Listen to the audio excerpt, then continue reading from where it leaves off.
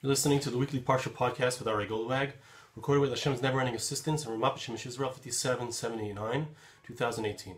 This week's Parsha is Parsha Vayetzei, and in our Parsha, at the very beginning of the Parsha, we have a great challenge, which Reb Chaim Friedlander brings, the question that he asks. I'd like to explore his thoughts, try to understand the idea that he shares. He says like this: it's very interesting if we note the difference, we look at the difference between Yakov, Jacob. He is leaving, he's running away from his family's house, he's running away from his father's house, because Esav is following after him to kill him. And he runs to Haran, he runs to the land where his uncle lives, where Lavan lives, and he's going to find his wives, Rachel and Leah. But as he's going in a way which is very different than Eliezer. If we remember from last week's Parsha, from the previous Parshas, so we saw that Eliezer had gone in order to find a wife for Yitzchak. He went to the same exact place, he went to Haran. And Reb Chaim Friedlander points out what an amazing contrast it is between Eliezer, who went in order to find a wife there. He came there, as Chazal tell us, with Kfisas Haderech. He got there in a very quickly, in a very short amount of time. And he came there with many camels, and he came there with much wealth and jewelry to give to Rivka. And everything was exactly the opposite, it seems, of the way Yakov went. Yakov, as our sages tell us, he had lost everything. He just had a stick. Right? He passed over the Jordan River on the way to Haran with just a stick. That's all he had. He had nothing else. He had no wealth. He had no camels. Everything was taken away from him, and he went, and it wasn't just a simple thing to get. Whereas Eliezer had gotten, had a whole mice of siyat d'shmai, of divine assistance, in order to find the right girl and in order to get her right away. The family agreed to let him take her that very day. Yakov gets there. It takes 7 years before he can even marry the woman that he would like to, which is Rachel Imenu. And there's a mix-up, and Lavan's doing all kinds of tricks. And by the time he gets out of there, it's 20 years later. So it's an extended stay there. And it's an expanded story when it comes to Yaakov, Jacob. Why is it? We need to understand. That's the question that he poses for us. Why is it that when it comes to Eliezer going to get a wife for Yitzchak, it's an easy deal. It's just 1, 2, 3, chick-chock, snap your fingers, everything's cool. But when it comes to Yaakov Avinu, why is it that Jacob's experience is one of much greater challenge, much greater difficulty? Nothing seems to run smoothly. What is the idea here? What is the Torah coming to teach us with this concept? So he quotes Chazal. Our sages say it's a medrash. Reb Pinchas b'shem Rav Huna bar Papa Pasach. Reb Pinchas, in the name of Rav Huna bar Papa, began. Okay, so and whenever we have the introduction of our sages when it comes to Parsha, we need to know that introduction is going to lay down the foundation for how to understand this Parsha. So he started as follows. The verse says, "Az telech lavetach darkecha." The verse tells us that then you shall go with betach, with assuredness. You're going to be assured when you go on the way, etc. Im tishkav lo tefachei. The verse tells us if you go to sleep, you won't be afraid. Az telech lavetach ze Yakov. Tichsev Vayetzei Yakov. Going with assuredness, that's Jacob. As the verse tells us, Jacob went. When he's going to go to sleep, he's not going to be afraid of Laban and from Esav. The verse tells us you should go to sleep and you shall have sweet sleep. The verse tells us that he went to sleep in that place. So that's what our sages say. What is the idea? It continues like this. Rabbi Shmuel bar Nachman Pasach Shilam ala sisoinai lehorim. Verse tells us that King David sang a song of ascents. I will raise up my eyes to the heavens. He says, I will raise up my eyes to the Horim, to the mountains. I will look to my parents. Horim, which means a mountain, can also be read as Horim, which means parents. To those who are before me, to those who formed me, who made me. Where will that come? Where will that help come from? Eliezer b'shosha halach. So the Medrash tells us this contrast, teaches us this amazing contrast. Eliezer b'shosha halach lahavias Rivka maksiv be. What does it say in regards to Eliezer when he went to get Rivka, to get Rebecca? Vayikacha eved asar gemalim. He took with him 10 camels, like we said. Jacob says to himself, look at me compared to the previous generation. I don't have anything to bring. My grandfather's slave had 10 camels, had all of this wealth. But then he said to himself, and this is a process, and we're going to see, Chaim Friedlander is going to explain to us that there's a process that goes on here. He said, after he said, what do I have? I have nothing. He said to himself, what? I'm going to lose my hope. I'm going to lose my hope from believing and trusting in my Creator. Do I believe that Hashem is not going to help me? Chas v'shalom, listen, my Creator has not, I don't have to lose my hope in my Creator. As the verse says, my hope, I'm looking back, I'm looking back to the way things were with my parents, and things don't look good. Where's my help going to come from? Hashem, my help. Yakov said to himself, Jacob said, my help is going to come from God. Now, so he says, so I'm going to read inside Reb Chaim Friedlander ask the question. We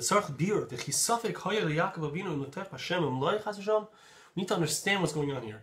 Does it mean to say that Jacob had a question if he should trust in God? It can't be. It can't be that he had a question whether or not to trust in Hashem.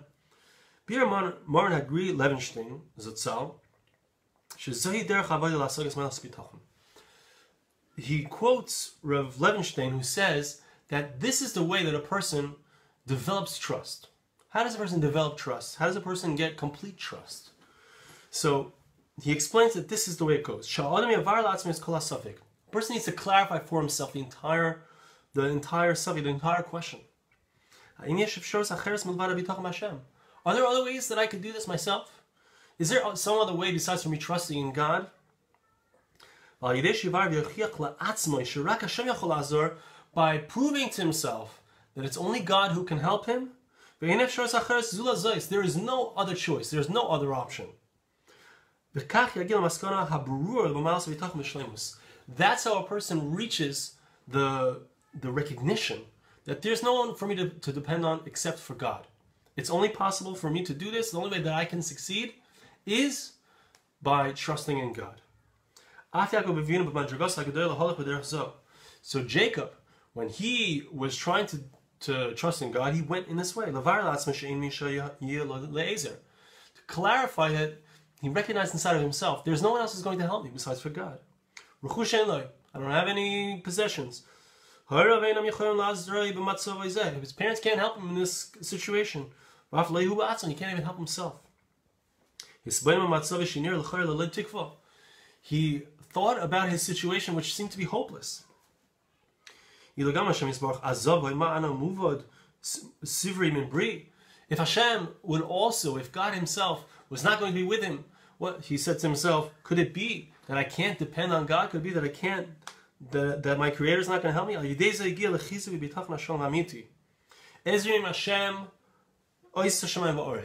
That's how he got to that complete and absolute understanding and trusting God that there's no one else who can help me. The only one who can help me is God. And God is not going to forsake me.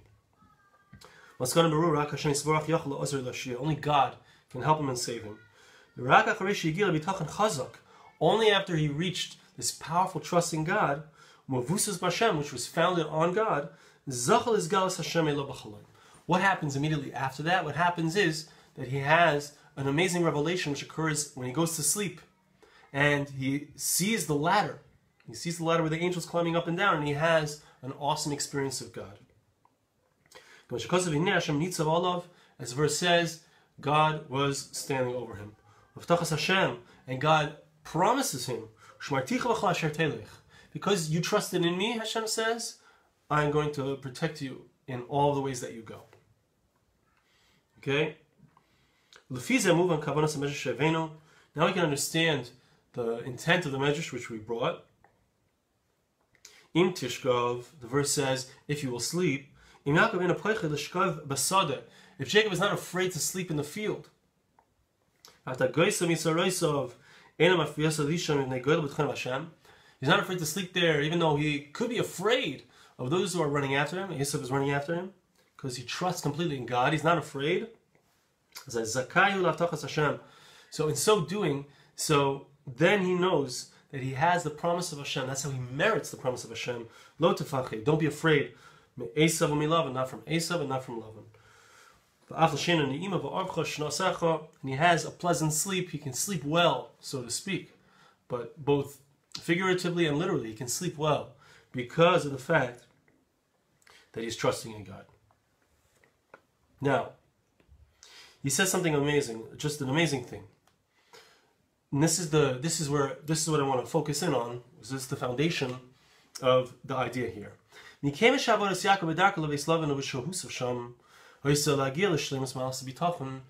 since Jacob, what was he doing here? What was the point of what he was doing? The entire goal here was to attain levels of bitachon, to attain levels of trust in God. That being the case, why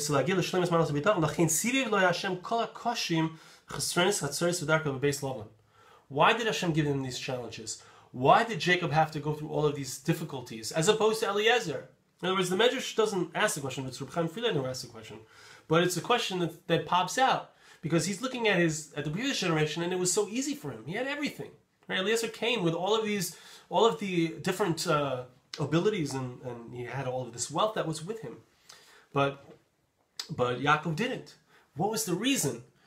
Tells us Reb Chaim Friedlander an amazing idea, and that is that the challenges were there for him to realize that he can't trust anything. He can't depend on anything. The fact that he has wealth, the fact that he has camels, the fact that there's nothing to trust in.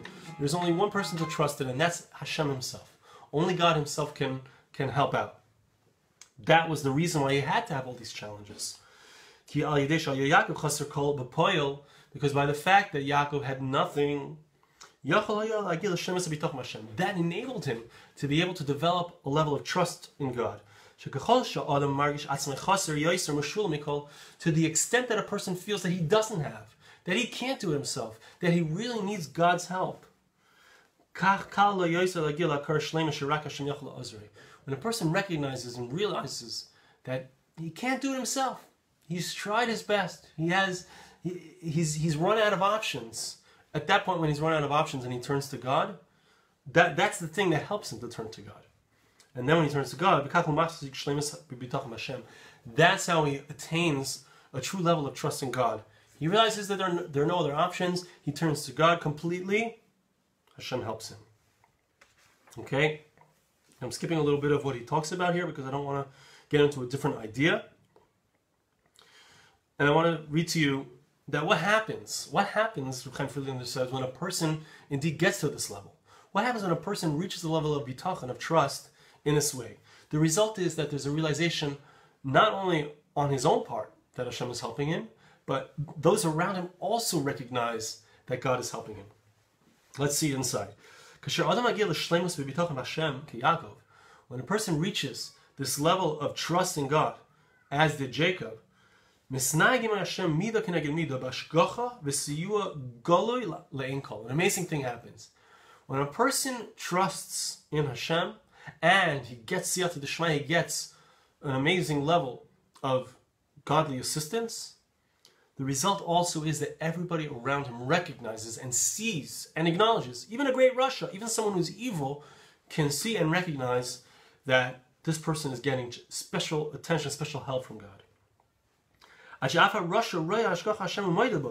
Even someone who's evil sees that it's God doing it, and he admits to it. Like we find by Jacob, what happens? Laban, the evil one, who serves idolatry, even he admits, he says, through my magic I was able to see that it was God who was giving a blessing which spilled over to me. I was blessed because of you by God. Right, but what does he say? He said, I was able to see through magic. He only was able to recognize it through his magical divinations. Nevertheless, he admitted that it was God who was blessing him. And he brings another example of this we find by Yosef HaTzadik as well. That Joseph, one of the reasons that he had success was because of his constant contact with God, his constant prayers to God. God's name was always on Yosef's lips. He was always saying, Hashem help me, Hashem help me, Hashem help me, Hashem give me success. He recognized that he couldn't do anything on his own, and as a result, he had tremendous siyata d'shmaya. He had amazing divine assistance, to the point where Vayar Adonai ki Hashem imai, the verse tells us, that his master saw Potiphar, who was a Rasha, who was evil. He saw that God was with him. Why? Shem Shemayim Shagah B'fiv. Rashi tells us, the Medrash tells us, because he was constantly mentioning the name of God. Okay, so this is something that Yakov had. This is something that also Yosef HaTzadik developed and learned from his father. Now I want to share with you one more concept from Reb Chaim Friedlander, and we'll see how much we can get through of it. Reb Chaim tells us that we find that there's an idea that, generally speaking, our sages teach us things many times, very deep ideas in seemingly simple contexts. Okay? Let's see. He gives us the following idea. Kach Amar Sham, this is what Chazal say to us. Amar le Rava le Bar Mori. Rava said to Rabba Bar Mori the following idea. Mina hamil sadamri inshi karavenon zutri legavra hashlegashishna ledardiki. Chazal, our sages are telling us over here, it's a Gemara, in Baba Kama Daf Tzadik Beis, page 92, that there's an idea that the people, there are certain phrases that people say, and we can actually learn a deep understanding, not per se from the actual phrase, but we can see that there's a depth that can be explained within that kind of statement. People say, when I was young, I was a man, I was strong. Now that I've gotten old, I've become like a baby. That's what people say. When I was a baby, I was strong. When I got old, I was like a baby. What is the idea? So he says like this. Amazing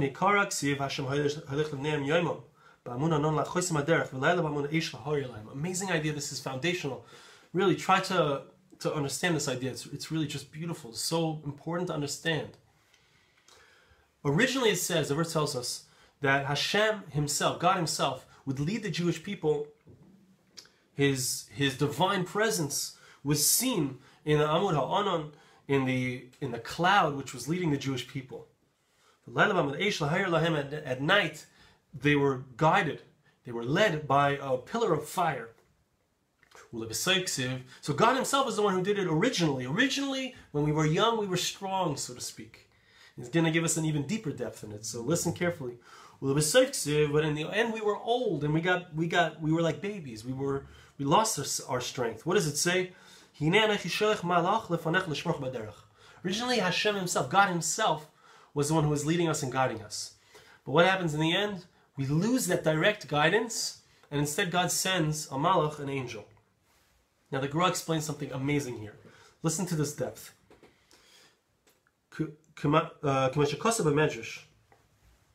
This is a foundational idea when it comes to the concept of bitachon, of trusting God. Like it says in the Medrash in Vayikra Rabbah, Mashal hatarnigelis shikitana ima zana isa v'noisens b'fiyah. It's comparable, analogous to a chicken. That when you have a baby chick, so the baby chick comes to its mother, the mother gives it the worm, the mother takes care of getting whatever the baby, the chick needs. But when that chick has already grown up and it comes and asks for food from its mother, so the mother chicken hits the child chicken because it can already feed itself. It's not necessary for me to feed you anymore. Now we're going to flip this on its head. Listen to this carefully. When a person is young, when a person is not yet developed to the point where he thinks he can do it on his own, when a person is young, there's a certain mind, there's a certain advantage that he has. He doesn't think he can do it, so Hashem does it for him. Okay? When a person is young, he gets an incredible amount of hashgacha pratis, of divine providence. What happens when he grows up? He trusts himself. He starts to believe that he can do it. Because he thinks that he can do it on his own, That's why he starts to lose the divine providence. He loses it because if I can do it on my own, if I don't trust in God, so God says, oh, you can do it on your own. Do it on your own. And that's how it was the Jewish people. Before the splitting of the sea, before they got out of Egypt, they were completely dependent on God. They had no other way to succeed. They knew that. They recognized that. And Reb Chaim Friedlander says that's why they were zeich. They married Hashem ba'atzma Yenhagim. Hashem hoilch neim yomim. God Himself was the one who was leading them. Why? Because they knew that they couldn't do it on their own. So therefore, they put their full trust in God, and God directly helped them and led them. But what happens later? They lose their trust in God. Why? Because now they think that they can do it on their own. As a result of that, they lose the divine providence. This is an amazing thing. When we were young, when we thought that we couldn't do it on our own, God did it for us. When we became older and more developed, so to speak, and we thought that we could do it ourselves, we lost our trust in God. That's what happened. Okay? Interestingly and beautifully, I'm not going to get very much into this, but he mentions that that's why the cherubim, the angels that were on top of the Aron HaBris, on top of the Ark of the Covenant, those angels, which were an analogy for the Jewish people to represent the relationship between God and us, between God and the Jewish people, they had faces of a child on them. They had that youth, that innocence, because in the state of innocence, that's where we have the true relationship with God, when we completely trust in God, like a child who trusts its parents. Okay? So the wrap up here. According to the level of our subjugation, our surrender to God, that's how much Shekhinah, that's how much divine presence was seen in the temple. And that divine presence would be found in the hearts of every single individual. Right? The divine presence dwelled in the hearts of each individual. Okay? So now he quotes just the end of this medrash, and he says like this: when the Jewish people were in the midbar, in the wilderness of 40 years, during that 40-year period, the Jewish people received the miraculous manna, and the water would come to them, and whatever they needed, the meat would come to them. The divine presence, the clouds of glory were surrounding them. And the clouds of glory were leading them. Why? Because they recognized, they saw themselves as young, they saw themselves as needing help. And therefore, they got that help. When the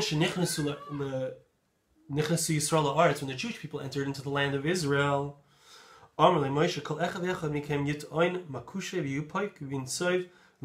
each and every person was entering into a new place. They were going to feel like they were depending upon themselves. They were acting on their own. They are the ones who were doing it. They're working the land. They have their own army. They're doing everything themselves. As a result, what happens? The way that God deals with the Jewish people, when we get here to the land of Israel, is different. The hashgacha pratis, the divine providence, is less obvious. In the place where we think we're doing it, God's divine presence is less obvious. But to the extent that we give up believing that we're the ones doing it, that's where Hashem starts to come in. That's where God's divine presence is revealed. When we are young again, when we return to that state of youth, of purity. I'll just read the wrap up here. We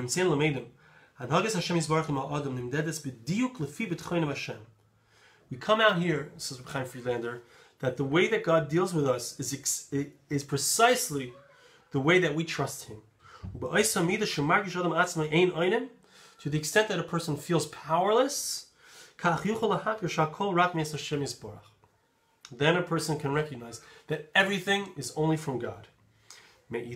And from the other side of it, when a person feels like this is his own mind, I have my own understanding, chayav, his life, briyusoi, his health, v'rechushoi, ki'ilu shalohim, it's as if they were his own. He doesn't recognize that it's something which is given to him from Hashem. Come here. So when he realizes that, that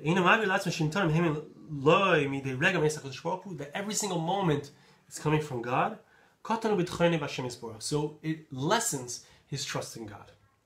This is our avodah. This is the work that we need to do every single day. In every prayer, every blessing, to get into our hearts, just like a little baby, right? Who knows? What does she know? She knows that there's only the parents are there to take care of her, right? That she doesn't think she can do it on her own, even though sometimes she does. So that's the ideal. Through this, we will reach the greatest levels of bitachon. I want to bless you and ask you to bless me and my baby Hadassah. Hashem should help us that we should reach this level. We should recognize, we should have that youthfulness in our avodas Hashem. We should have that recognition in our service of God that He is all there is and we can't do it on our own. And with that concept, I wish you all, thank you so much for listening. Have a beautiful Shabbos.